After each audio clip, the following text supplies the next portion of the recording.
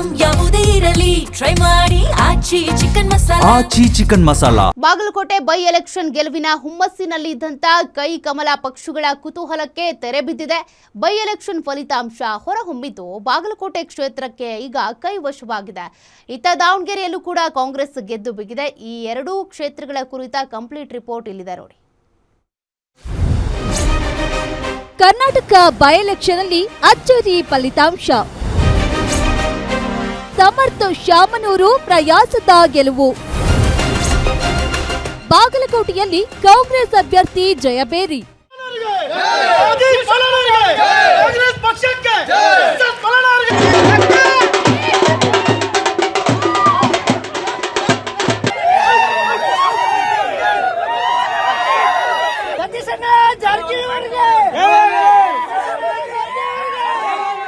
ಐದು ರಾಜ್ಯಗಳ ಚುನಾವಣೆ ಫಲಿತಾಂಶದೊಂದಿಗೆ ದಾವಣಗೆರೆ ದಕ್ಷಿಣ ಮತ್ತು ಬಾಗಲಕೋಟೆ ಉಪಚುನಾವಣೆಯ ಫಲಿತಾಂಶ ಪ್ರಕಟಗೊಂಡಿದೆ. ಆಡಳಿತಾರೂಢ ಕಾಂಗ್ರೆಸ್ ದಾವಣಗೆರೆ ದಕ್ಷಿಣ ಮತ್ತು ಬಾಗಲಕೋಟೆ ಎರಡು ಕ್ಷೇತ್ರಗಳಲ್ಲಿ ಗೆದ್ದು ಬೇಕಿದೆ. ತೀವ್ರ ಕುತೂಹಲ ಕೆರಳಿಸಿದ್ದ ದಾವಣಗೆರೆ ದಕ್ಷಿಣದಲ್ಲಿ ಕಾಂಗ್ರೆಸ್ ಅಭ್ಯರ್ಥಿ ಸಮರ್ಥ ಶಾಮನೂರು ಅವರು ಬಿಜೆಪಿ ಅಭ್ಯರ್ಥಿ ಶ್ರೀನಿವಾಸ ದಾಸಕರಿಯಪ್ಪ ಅವರ ವಿರುದ್ಧ ಕೊನೆಯವರೆಗೂ ತೀವ್ರ ಪೈಪೋಟಿ ನಡೆಸಿ 5,708 ಮತಗಳ ಅಂತರದಿಂದ ಗೆದ್ದು ಬೀಗಿದ್ದಾರೆ.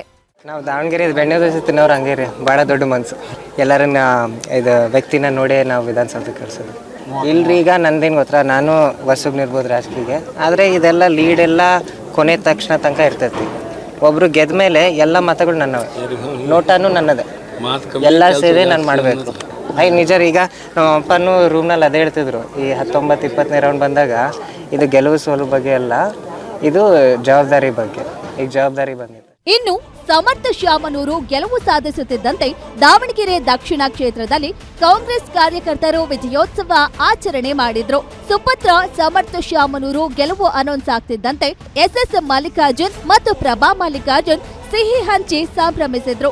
ನಂತರ ಮಾತನಾಡಿದ ಎಸ್ಎಸ್ ಮಲ್ಲಿಕಾರ್ಜುನ್, ತಂದೆ ಶಾಮನೂರು ಶಂಕರಪ್ಪನವರ ಕೆಲಸವನ್ನ ಉಳಿಸಿಕೊಂಡು ಹೋಗುವ ಹೊಣೆ ಅವನ ಮೇಲೆ ಇದೆ, ಅದನ್ನ ಸಮರ್ಥವಾಗಿ ನಿಭಾಯಿಸುತ್ತಾನೆ ಎಂದರು.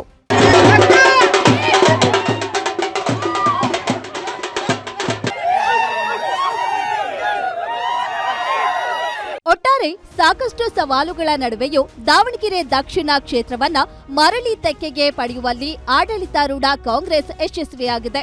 ಉಪಚುನಾವಣಾ ಫಲಿತಾಂಶ ಹೊರಬಿದ್ದಿದ್ದು ಬಿಜೆಪಿಯ ಶ್ರೀನಿವಾಸ ದಾಸಕರಿಯಪ್ಪ ವಿರುದ್ಧ ಕಾಂಗ್ರೆಸ್ ಅಭ್ಯರ್ಥಿ ಸಮರ್ಥ ಶಾಮನೂರು ಗೆಲುವಿನ ಬಾವುಟ ಹಾರಿಸಿದ್ದಾರೆ. ಬಾಗಲಕೋಟೆಯಲ್ಲಿ ಕಾಂಗ್ರೆಸ್ ಅಭ್ಯರ್ಥಿ ಉಮೇಶ್ ಮೇಟಿ ಗೆಲುವು. ಬಾಗಲಕೋಟೆಯಲ್ಲಿ ಕಾಂಗ್ರೆಸ್ ಕಾರ್ಯಕರ್ತರಿಂದ ಸಂಭ್ರಮಾಚರಣೆ.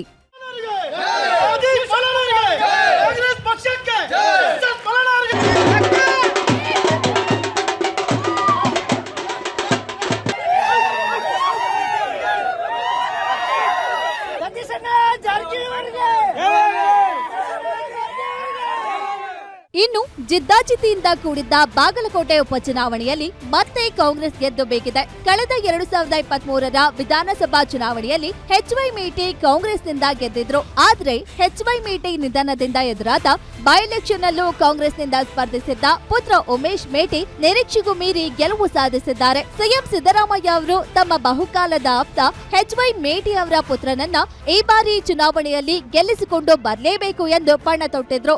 ಇದಕ್ಕಾಗಿಯೇ ಒಂದು ವಾರ ಬಾಗಲಕೋಟೆಯಲ್ಲಿಯೇ ಇದ್ದು ಪ್ರಚಾರ ನಡೆಸಿದ್ರು. ಕಾಂಗ್ರೆಸ್ ಅಭ್ಯರ್ಥಿ ಉಮೇಶ್ ಮೇಟಿ ದಾಖಲೆಯ 98,919 ಮತಗಳನ್ನ ಪಡೆದು 22,332 ಮತಗಳ ಅಂತರದ ಗೆಲುವು ದಾಖಲಿಸಿದ್ದಾರೆ. ಬಾಗಲಕೋಟೆ ಮತಕ್ಷೇತ್ರದ ಮತದಾರರಿಗೆ ಹಣೆ ಮುಣಿದು ನಮಸ್ಕರಿಸುತ್ತಾ ಎಲ್ಲ ಮತದಾರರಿಗೆ ಧನ್ಯವಾದ ಹೇಳುತ್ತಾ, ನಮ್ಮ ಪಕ್ಷದ ಹಿರಿಯರ ಮುಖ್ಯಮಂತ್ರಿಗಳ ಆದಿಯಾಗಿ ಸಚಿವರು, ಶಾಸಕರು, ನಮ್ಮ ಪಕ್ಷದ ಮುಖಂಡರು ಎಲ್ಲ ಸಾಮಾನ್ಯ ಕಾರ್ಯಕರ್ತರು ಹಿಡ್ಕೊಂಡು ಇವತ್ತು ನಾನೇ ಅಭ್ಯರ್ಥಿಯನ್ನು ಚುನಾವಣೆ ಮಾಡಿದ್ದಾರೆ. ಹೀಗಾಗಿ ಹೈಯೆಸ್ಟ್ ಲೀಡ್ಲೆ ಕಾಂಗ್ರೆಸ್ ಗೆಲುವು ಆಗಿದೆ. ಒಟ್ಟಿನಲ್ಲಿ ಭಾರೀ ಕುತೂಹಲ ಕೆರಳಿಸಿದ ಬಾಗಲಕೋಟೆ ದಾವಣಗೆರೆ ಕ್ಷೇತ್ರಗಳ ಬೈ ಎಲೆಕ್ಷನ್ ಅಲ್ಲಿ ಕಾಂಗ್ರೆಸ್ ಗೆದ್ದು ಬೇಕಿದೆ. ಬಾಗಲಕೋಟೆಯಲ್ಲಿ ಮತ್ತು ದಾವಣಗೆರೆಯಲ್ಲಿ ಕಾಂಗ್ರೆಸ್ ತನ್ನ ಪ್ರಾಬಲ್ಯವನ್ನ ಮೆರೆದಿದೆ. ಈ ಫಲಿತಾಂಶದೊಂದಿಗೆ ರಾಜ್ಯ ರಾಜಕಾರಣದಲ್ಲಿ ಕಾಂಗ್ರೆಸ್ ತನ್ನ ಹಿಡಿತವನ್ನ ಮತ್ತಷ್ಟು ಭದ್ರಪಡಿಸಿಕೊಂಡಂತಾಗಿದೆ. Ashok, guarantee news, Bagalkot.